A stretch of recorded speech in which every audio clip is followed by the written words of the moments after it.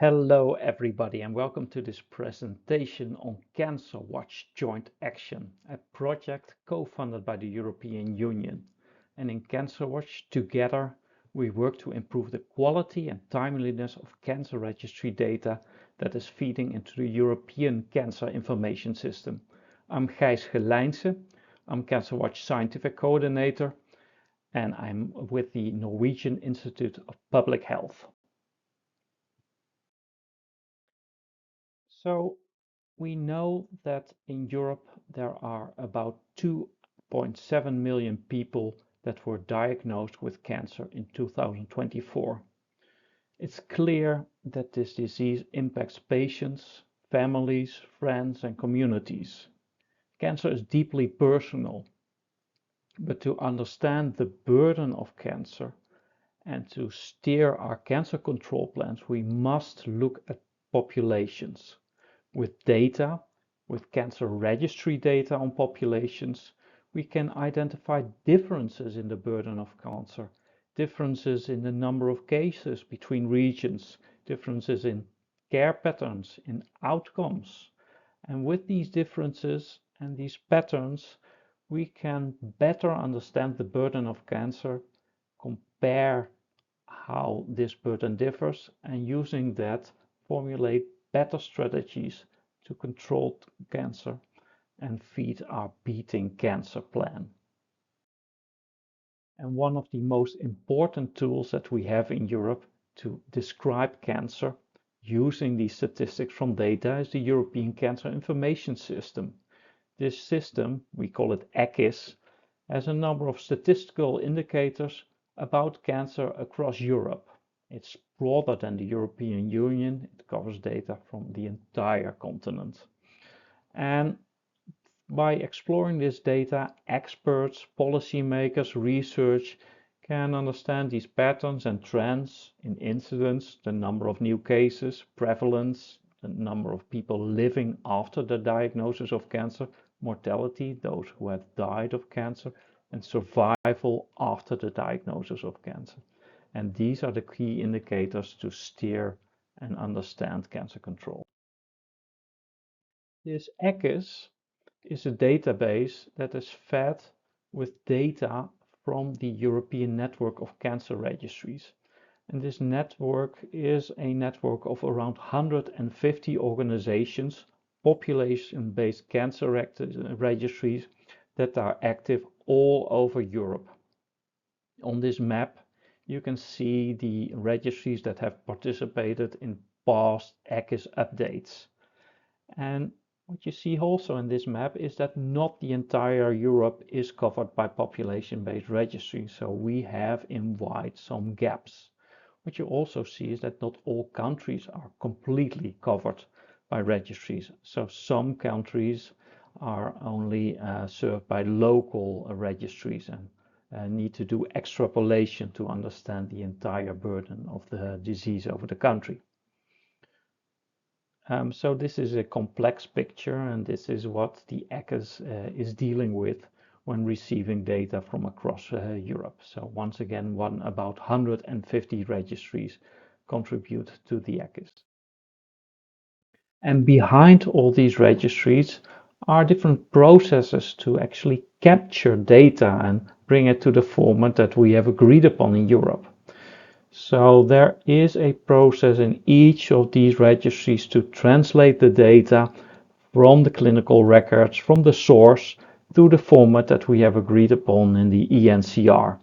And this is a picture from the 90s where experts in cancer registration review a paper patient record and then fill out a patient registry record and make the translation through the brains and through the knowledge they have on cancer registries and on cancer in general. Today we see that manual translation from clinical notes, clinical records to the cancer registry is still part of the process. So behind every statistic there is a mechanism to capture data according to the formats that we have agreed upon.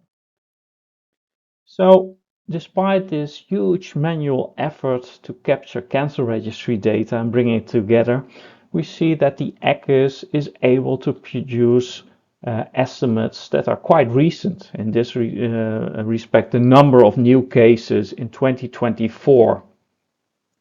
But if you click further on the ECIS, then you will also see that some of the data may not be that timely as you would expect. For example, this is the most relevant recent data on cancer survival, where we base the statistics on diagnosed year 2007. So you might argue that that is not timely enough to steer policies in 2026. So there is a need to improve the impact and the timeliness of ECIS. And to do that, we need to improve the timeliness and the quality and the breadth of data from the cancer registries feeding into ECIS. And this is another slide that is showing how the data that is sent to ECIS is updated, where we see in the 2022 data received that some data stems from before the 2020s. And that is something that we need to address as well if we want to have a impactful European cancer information system. And that is the main reason why we started in September 2025 the CancerWatch Joint Action. We have received contribution from the European Commission of 30 million euros. On top of that, 20% is contributed by the member states, and together with partners from 29 European countries, in total 92 beneficiaries, we are working in a joint action in a project to improve the quality and timeliness of the cancer registry data feeding into the European Cancer Information System. And as this is a joint action, we do this together with the experts from the European Commission. And that brings us to the main activities in CancerWatch. And we have 3 technical work streams as we do that in European projects. And the first one is working with each and every cancer registry in the joint action to understand their way of working, to understand their capabilities of capturing data, of identifying patient cases and filling these cancer registry records according to the European rules. And through that analysis, we identify opportunities to capture more timely data and to capture data that is of higher quality and to remove the obstacles that may have occurred for successful timely data capture. What we also do in this work package is we review the opportunities that the digitalization of healthcare brings us and how artificial intelligence on healthcare records can help us to be faster, more accurate, and also more sustainable when it comes to data capture and patient case identification. In the second work stream, second bullet point here, we look at the quality of the data that is being collected by the European cancer registries. We know it may differ because they have other ways to capture data, they have other budgets to manage their data and their operations. We want to make it more insightful what it is we can expect if we query these data. How can we describe the data and how can we use these descriptions to better understand how we can turn this data into impact. And alongside, we work with the cancer registries to prepare them for the European health data space. How can we connect this data from the registry to this new digital infrastructure? Important questions to be fit for the future. Last, technical work in CancerWatch focuses on how we can actually publish timely and comparable cancer burden indicators. We know the differences in cancer and the differences in data capture. How can we produce reliable survival and prevalence estimates onto the European Cancer Information System? And for that, we have a very clear objective that we are working very hard towards to, is that by December 2026, so this calendar year, we have the first update of survival and prevalence about cancer patients in Europe live onto the ECIS. So I'm working very hard to have that data collected, analyzed and published onto the European Cancer Information System. And alongside, very important in our work, is if we introduce innovations, if we introduce new ways of working, to be sure that those are sustainable and that we can keep our view on cancer through data in Europe for the long run, also after the end of the project. And this is the general challenge that you will see in many projects, is that we need to deliver high quality data. So we want the data to be high of quality, we want it to be rich and be usable for reliable insights.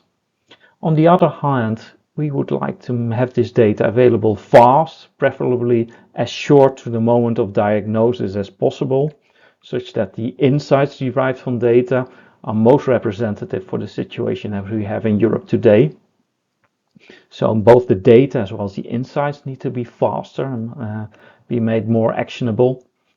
And alongside that, we also want to make sure that we are sensitive to the budgets that we have. While we know that we will have more patients with cancer in Europe due to the aging population, there will be a larger demand of data, and also some of the budgets may be under pressure at the moment. So that's one part of being more efficient with resources. On the other hand, we also see that initiatives like the European Health Data Space, advancements in digitalization and artificial intelligence will be true enablers to better capture data with more resource limited settings. So in CancerWatch, we are looking for the unicorns that combine good, fast and cheap in order to be more impactful when it comes to cancer data. So at the end of CancerWatch in September 2028, we believe we will have an improved cancer control because we will better understand the cancer burden in Europe, but also on a national and regional level. So this will not only benefit policymakers in Europe, but also local and regional ones. So stakeholders, policymakers, healthcare organizations will be helped with better, high quality information on the burden of cancer, and also better understand inequalities between geographies so that they can better steer their investments in cancer control. And ultimately, European citizens and patients, they will benefit from CancerWatch because we will help Europe with more accurate and better comparable cancer data, and that will help to better inform policies on cancer, including prevention, better care pathways to improve outcomes, and more effective prevention and treatment strategies informed by priorities brought forward by the cancer registry data. And with this, I would like to thank you for your attention. I'm looking forward to future engagements, and you can reach the CancerWatch team you see on this slide in beautiful Oslo. You can reach us through the email address here below. Thank you very much for your attention, and I invite you to continue to take a look at our channel and get updates from other technical work and results from CancerWatch. Let's talk soon. See you later.